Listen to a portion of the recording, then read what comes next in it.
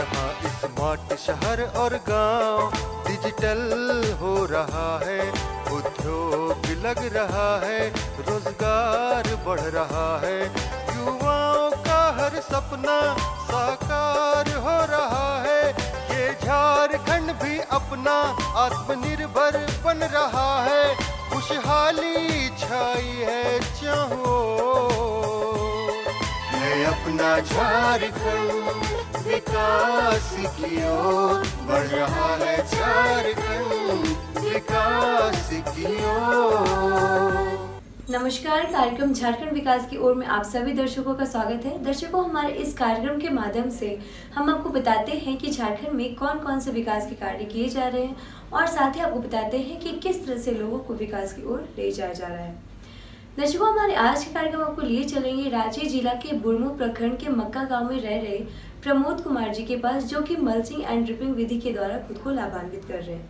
वो इस विधि के द्वारा अपनी खेती को आसान कर पाए हैं और साथ ही साथ अपने आसपास के किसानों को भी इसके लिए प्रेरित करें। तो चलिए मिलते हैं प्रमोद कुमार जी से और जानते हैं कि वो किस तरह से मल्चिंग एंड ड्रिपिंग विधि के द्वारा खुद को लाभान्वित तो कर ही रहे हैं और साथ ही साथ आसपास के किसानों को भी इसके लिए प्रेरित कर रहे हैं। हमारे देश में कृषि यहाँ के लोगों का सबसे ज्यादा अपनाए जाने वाला रोजगार है और इस रोजगार को ज्यादा उन्नत बनाने के लिए इसमें नए तकनीकों को जोड़ा जाने का काम किया जा रहा है, जिससे निश्चित तौर पर लाभ होता भी दिख रहा है। छोटे किसान हो या बड़े पैमाने पर कृषि कार्य करने वाले सभी खुद को नई तकनीकों से जोड़ रहे हैं। दर्शकों नमस्कार, झारखंड विकास की ओर कार्यक्रम में आप सभी का स्वागत है। आज हम रांची ज़िला के बुरमू प्रखंड पहुंचे हुए हैं और यहां पर एक ऐसे किसान से बातचीत करेंगे जो कि मल्चिंग विधि से खेती कर रहे हैं और ड्रिप इरिगेशन का इस्तेमाल कर रहे हैं अपने खेतों में। तो चूँकि झारखंड में पानी की कमी है और इस तरह से अगर ये खेती कर रहे हैं तो निश्चित रूप से हमारे किसान भाइयों के लिए एक बहुत ही अच्छी जानकारी है, क्योंकि इससे अगर वो लाभ लेते हैं तो निश्चित रूप से उनको फ़ायदा होगा। सबसे पहले तो आप अपना परिचय दीजिए। मेरा नाम प्रमोद कुमार प्रसाद है। प्रमोद जी, हम आपसे ये जानना चाहेंगे कि आप जो खेती जो है मल्चिंग विधि से और ड्रिप इरिगेशन का इस्तेमाल कर रहे हैं जी, तो ये कब से कर रहे हैं और ये क्या विधि है, इसके बारे में पूरी जानकारी दें। ये हम 4 साल से कर रहे हैं और ये सरकार का ही नीति है। ये हमको सब्सिडी में मिला है ड्रिप इरिगेशन और मल्चिंग विधि से मेरा खेती अच्छा होता है और इसमें पानी का कम लागत, पानी का खपत कम है। तो जैसे कि आपने बताया कि मल्चिंग विधि से, तो मल्चिंग विधि होता क्या है? मल्चिंग विधि है कि एक खरपतवार से यहाँ पर नहीं होता है और एक टपक द्वारा सिंचाई किया जाता है, तो इसमें नमी बरकरार बना रहता है, इसके उत्पादन भी बढ़ता है और क्वालिटी में भी अच्छा है। मल्चिंग विधि में हम सबसे पहले इसका जुताई करवाते हैं कल्टीवेटर और रोटावेटर दोनों से। उसके बाद गोबर खाद डालते हैं, फिर स्पेशल डालते हैं। उसके बाद जब ये सब हो जाता है तब इसका बेड बना के इसका प्लास्टिक ढकते हैं मल्चिंग। उसके बाद तैयार होता है। उसके बाद इसमें प्लास्टिक के नीचे हम ड्रिप इरिगेशन का पाइप डालते हैं जो नीडल पाइप कहलाता है। उसके बाद हम उसमें मिट्टी ढक देते हैं प्लास्टिक चिप के डाल के और उसके बाद छेद उद करके उसमें रोपाई करना चालू कर देते हैं। हमारे राज्य के किसान भी अब कृषि की नई तकनीक से जुड़कर खेती के कार्य को कर पहले से ज्यादा मुनाफा कमा रहे हैं। किसानों के मुनाफे को बढ़ाने के लिए और साथ ही उन्नत खेती को बढ़ावा देने के लिए टपक सिंचाई को बढ़ावा दिया जा रहा है, जिससे हमारे झारखंड जैसे पठारी क्षेत्र में भी किसान बेहतर सिंचाई तकनीक के साथ अच्छी फसल उपजा सकें। यहाँ देखिए, इसमें पानी का कमी है मेरे झारखंड में, और यहाँ जनरल में हम 5 डिसमिल 10 डिसमिल में जितना हम खेती करेंगे पानी के द्वारा, वो हम 1 एकड़ में ड्रिप इरिगेशन के द्वारा हम कर सकते हैं और वो भी अच्छा खेती कर लेंगे। तो पानी का खपत इसमें मेरा कम है। बिल्कुल। प्रशिक्षण हल्का फुल्का लिए थे कांके में जाके। कितने दिनों का प्रशिक्षण था? वो 1 महीना का। 1 महीना का था। उसमें क्या क्या बताया गया था, कुछ बता पाएंगे? हो यही सब जो हम कैसे बेड बनाया जाता है, कैसे मल्चिंग बिछाया जाता है, इसमें कैसे रोपाई किया जाता है। अब इसका जो हॉल किया जाता है पौधा रोपने के लिए, तो चिप में जहाँ पर एक जेट चिप है वहीं पर करना है। आगे पीछे करने के बाद हमारा फसल नहीं होगा। देखिए, जनरल खेती करने से लागत कम लगता है और मल्चिंग विधि से खेती करने से लागत बहुत ज़्यादा है, लेकिन यही है कि हमको साल भर मल्चिंग द्वारा हम खेती कर सकते हैं। और जनरल विधि में तो एक बार जुताई कुड़ा किए, खेती किए, उसको फिर जुताई कुड़ा करना पड़ता है, तो दोबारा लागत लग जाता है। संपूर्ण फसल का खेती कर सकता है, लतर का खेती कर सकता है, मिर्च टमाटर मिर्चा सब कुछ का खेती कर सकता है, प्याज लहसुन आलू तक का खेती कर सकता है। इसमें हम अपने खेतों में टमाटर लगाए हैं, खीरा लगाए हैं, और मेरा करेला दिख रहा है। तो ये सारा मल्चिंग विधि से हुआ? हाँ, सब मल्चिंग विधि से। वो ड्रिप इरिगेशन के लिए हमको सब्सिडी मिला है, उसके बाद जो भी लागत लगा हमको अपना वहन करना पड़ता है। अच्छा, कितना आमदनी हो जाता है साल भर? देखिए रेट के हिसाब में अब मान के चलिए अभी खीरा का रेट और टमाटर का रेट अभी पूरा डाउन है, तो इस बार तो नुकसान ही जाएगा। अगर रेट अच्छा रहे तो अच्छा मुनाफा आता है। ऐसे ही बुढ़मू जिला के मक्का गांव के रहने वाले प्रमोद कुमार प्रसाद ड्रिप इरिगेशन और मल्चिंग के जरिए बेहतर खेती कर रहे हैं, जिससे इन्हें अच्छा लाभ भी मिला था। प्रमोद कुमार अपने खेती में जैविक विधि का इस्तेमाल कर बेहतर लाभ कमा रहे हैं। खुद से जैविक खाद बनाकर अपने खेतों में इस्तेमाल करते हैं। इस खाद के इस्तेमाल से एक तरफ जहां फसल पूरी तरह से स्वास्थ्य के लिए लाभदायक होती है, वहीं दूसरी तरफ मिट्टी की गुणवत्ता भी बरकरार रहती है। उसमें हमको लेबर कॉस्ट भी ज़्यादा लगता था, माने और में हमको शारीरिक उसमें परिश्रम ज़्यादा लगता था, और उसमें उत्पादन भी कम होता था। अच्छा। और इसमें साल में एक बार हम मल्चिंग विधि बना दिए, उसके बाद साल भर खेती करते रहे। अच्छा, इसमें और इसमें हमको एक सुविधा है, हमको अपने 2-4 जगह से हमको पानी पड़ जाता है, वॉल्व खाली ओपन बंद करना पड़ता है। और वो ओपन खेती में तो हमको माने कियारी पानी छोड़ना पड़ता है। पाइप में उसको ओनली और खाद ही डाला जाता है, केवल खाद डाला जाता है, और दवा वगैरह का छिड़काव दवा स्प्रे किया जाता है, अलग से ऊपर से करते हैं। हाँ, छिड़काव। जी। अच्छा, इसके लिए कोई और भी कोई जो विशेषज्ञ हैं उनसे जानकारी वगैरह लेते हैं आप? हाँ, विशेषज्ञ से जानकारी लेते हैं। जैसे कि मेरा कोई रोग लग गया, उसको हम लोग फोटो अपने मोबाइल से खींच के विशेषज्ञ को भेज देते हैं, तो वहाँ से हमको रिपोर्ट आ जाता है कि फलाना दवा डालो, ये रोग है लगा हुआ है। सिंचाई के लिए ये ड्रिप इरिगेशन विधि को अपनाकर खेती को उन्नत बना रही है। ये एक ऐसी विधि है जिससे किसान अपनाकर कम पानी में भी बेहतर तरीके से फसलों और पौधों तक सही मात्रा में पानी और पोषक तत्व पहुंचा सकते हैं। इससे सही मात्रा में पानी भी फसलों तक पहुंच जाता है और मेहनत भी कम होती है। ड्रिप सिंचाई के सहारे पानी को बर्बाद होने से बचाया जा सकता है। साथ ही अन्य अनचाहे घास फूस से भी राहत मिलती है, जिससे किसानों का खर्चा बचता है। अब तो हर युवा है खेती में आने के लिए उतारू हो गया है। हमको लगता है 50% युवा अब जो खेती करता है अब ये मल्चिंग विधि में ही उतारू हो गया है। आपके जीवन में कितना बदलाव आया है? मेरे जीवन में बहुत बदलाव आया है, और जो ये खेती कर रहा है उसका जीवन में भी बहुत बदलाव आया है। क्या अंतर देखिए, इसमें उत्पादन अच्छा है, गुणवत्ता अच्छा है, बाजार भाव अच्छा रेट मिलता है, और इसमें एक बार लागत लगता है और हमको 3 फसल। बुढ़मू बाज़ार तो छोटा बाज़ार है, हम लोग का ड्रिप खेती के लिए बुढ़मू बाज़ार में माल अगर चला जाए तो रेट कम हो जाता है, इसीलिए हम लोग बाहर सप्लाई कर देते हैं, बाहर भेज देते हैं? हाँ, डायरेक्ट? हाँ, टाटा, धनबाद, चाईबासा। अच्छा, उसमें दुर्गापुर। अच्छा मुनाफा हो जाता है? हाँ, जो भी है अच्छा आता है। आय अच्छा हो जाता है। हाँ, घर परिवार वाला भी सहयोग रहता है और लेबर भी है। लेबर भी है। हाँ। आपके बच्चे क्या कर रहे हैं? मेरे एक बच्ची है, वो पढ़ाई कर रही है। अच्छा, बेटा वगैरह नहीं है? तो बेटी को क्या आप मतलब वो अभी क्या किस चीज़ में पढ़ाई कर रही है? उसमें अभी 12 का एग्ज़ाम दी है। 12 का एग्जाम दिए। वो आपको सहयोग करती है खेती में, या कुछ रुझान है? बहुत सहयोग करती है, कभी मशीन चलाने बोलते हैं, कभी बल्ब ओपन बंद करने बोलते हैं, तो करती है। और पत्नी? पत्नी भी करती है। पत्नी भी सहयोग करती है। तो सिंचाई के लिए आपके पास क्या व्यवस्था है? मेरे पास बोरिंग का व्यवस्था है। बोरिंग की व्यवस्था है। पानी वगैरह ठीक है इधर?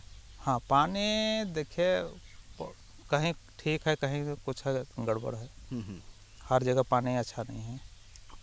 बुढ़मू में ठीक है पानी? आपका जो क्षेत्र है मक्का, देखिए यहाँ पर बोरिंग करने पर पानी कौन जगह सही निकलता है, कोई जगह माने बोरिंग ड्राई हो जाता है, अच्छा तरह से पानी नहीं निकलता है। किसान आज नई तकनीकों को अपनाकर कम मेहनत और कम लागत में बेहतर उत्पादन प्राप्त कर रहे हैं, जिसका एक उदाहरण प्रमोद कुमार जैसे किसान भी हैं, जिन्होंने ड्रिप इरिगेशन के जरिए कम समय में ही खेती से अच्छा लाभ प्राप्त किया है। खेती वो बरसात में लगाएंगे, गोभी लगाएंगे, वही खीरा लगाएंगे, टमाटर लगाएंगे। तो अभी जो उनके समय की बात करें और आपके समय की बात करें, कितना अंतर देखते हैं खेती में? बहुत अंतर है। क्या अंतर, कुछ बताइए। उस टाइम हल बैल से जुताई कोड़ाई होता था, उस टाइम जनरल खेती होता था। अच्छा, और आज क्या परिवर्तन? आज तो मशीन के द्वारा सब काम हो रहा है, लेबर से होता है, फिर और उत्पादन अच्छा हो रहा है। पहले तो हाइब्रिड का युग नहीं था, पहले तो जनरल युग था, देसी युग। अगर उस पीरियड रहता तो आज खाने के लिए आदमी को नहीं मिलता। अरे साग सब्जी अगर वो रेट उस समय रहता ना, तो आज का युग में रेट अच्छा हो जाता।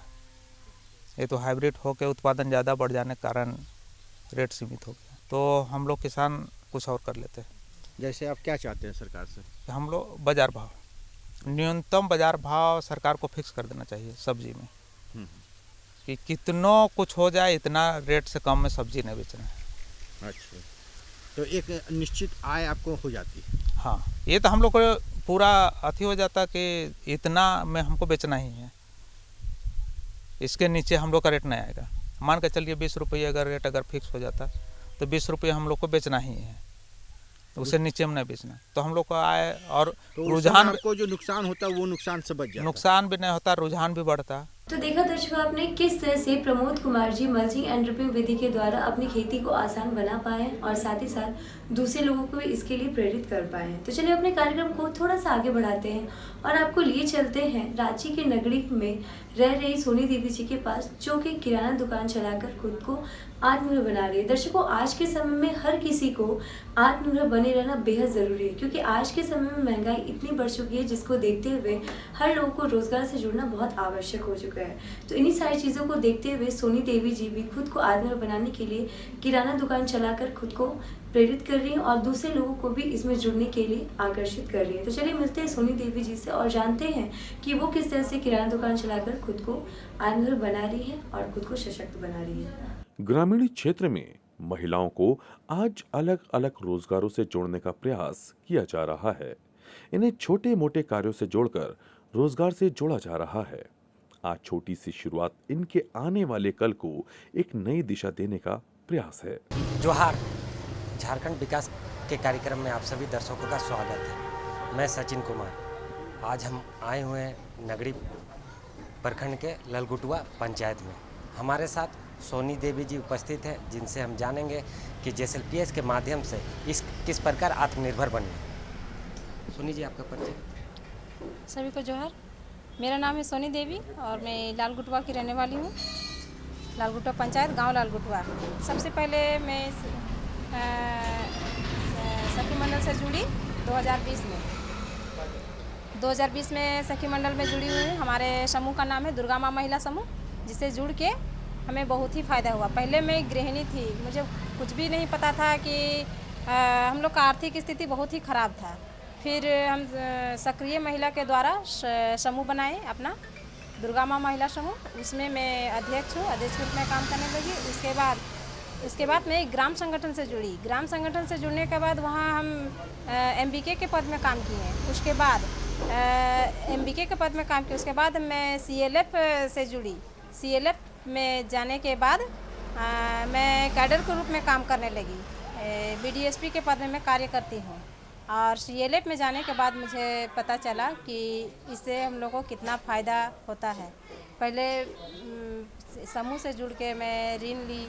पहले 20,000, 10,000 ऐसे ही हम लोगों ने ऋण लिया। उसके बाद हम लोग को ऋण मिला 50,000। उसके बाद अपना बिजनेस बढ़ाने के लिए हम लोग को दिया गया कि बिजनेस बढ़े। ऐसी ही नई सोच और सपनों के साथ नगरी के लालगुटवा की रहने वाली सोनी देवी भी आज किराना दुकान से सिलाई दुकान चलाकर आत्मनिर्भर हो रही हैं। अपना छोटा सा बिजनेस किए, थोड़ा किराना दुकान किए, छोटा ही सा किए थे। उसके बाद फिर मुझे वो ऋण को चुका दिए, उसके बाद मुझे फिर 1 लाख का ऋण मिला। उससे मैं दुकान को फिर से और बढ़ाई और बड़ा बिजनेस किया उसमें। फिर हम वो ऋण को भी चुका दिए। उसके बाद मुझे वहाँ से 5 लाख तक का ऋण मिला। 5 लाख के तक का ऋण में मैं उसमें अपना बिजनेस, दूसरा कुछ बिजनेस करने के लिए मैंने उसमें गाड़ी ली। गाड़ी से मेरा बिजनेस बहुत ठीक ठाक ही चल रहा है। आपको JSLPS से कौन जोड़ा? कैसे जाने कि JSLPS के माध्यम से आपको ऋण मिलेगा? हम तो पहले समूह बनाए सक्रिय महिला को द्वारा हम लोग को पता चला कि समूह बनाइए, समूह बनाने से फ़ायदा करें। समूह में 20-20 रुपये का हम लोग बचत करते हैं। वो बचत करने के बाद ही हम लोग को पता चलेगा।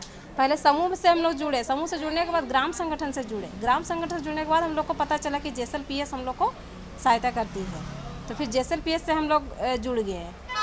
जब वहाँ से जुड़ गए तभी हम लोग को फ़ायदा का पता चला। दुकान जो चला रही हैं उसके द्वारा आपकी आर्थिक स्थिति में कितना बदलाव आया? आप बाल बच्चे को किस प्रकार पढ़ा पा रहे हैं? बहुत अच्छा है। जैसे पहले हम लोग, मेरे हस्बैंड काम करते थे प्राइवेट जॉब में, कपड़े की दुकान पे काम करते थे। तो हम 7-8 हज़ार महीना का इनकम हो रहा था। तो उससे ना बाल बच्चा को ढंग से पढ़ा पा रहे थे, ना ही हमारा आर्थिक स्थिति ठीक नहीं थी। तो हमने कुछ सोचा कि अब हम किराना दुकान खोलेंगे। तो किराना दुकान खोलने के लिए हमको पूंजी की ज़रूरत पड़ी, जो मेरे पास नहीं थी। तो फिर हम वही 20-20 का बचत समूह में करने लगे। समूह से करने 20-20 का बचत करते करते वहाँ से हम लोग जब बचत होता है तो वो ऋण के द्वारा सब 12 सदस्य 10 सदस्य सबको दिया जाता है। फिर 10,000 ऋण, 20,000 ऋण, जैसा हुआ बचत, हम बचते के अनुसार वो हम लोग ऋण लेने लगे, फिर उसको वापस करने लगे। फिर वैसे ही करते करते फिर वो बड़ा हुआ। तो बड़ा जब पैसा का अमाउंट का ज़रूरत पड़ा, बड़ा पूंजी का ज़रूरत पड़ा, तो हम लोग ग्राम संगठन से मांग किए समूह द्वारा कि हम लोग को मेरे बिजनेस बढ़ाने के लिए हमको 50,000 की ज़रूरत है। तो फिर जब वो प्रस्ताव हम लोग रखे ग्राम संगठन में, तो वो हमें 50,000 रुपया को दिया गया कि आप अपना बिजनेस बढ़ाइए। फिर वहाँ से भी हम लोग 50,000 लेके उसको फिर बढ़ाए, चुका लिए उसको।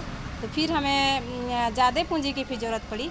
तो फिर हम CLF से मांग किए कि हमको 1 लाख तक की ज़रूरत है।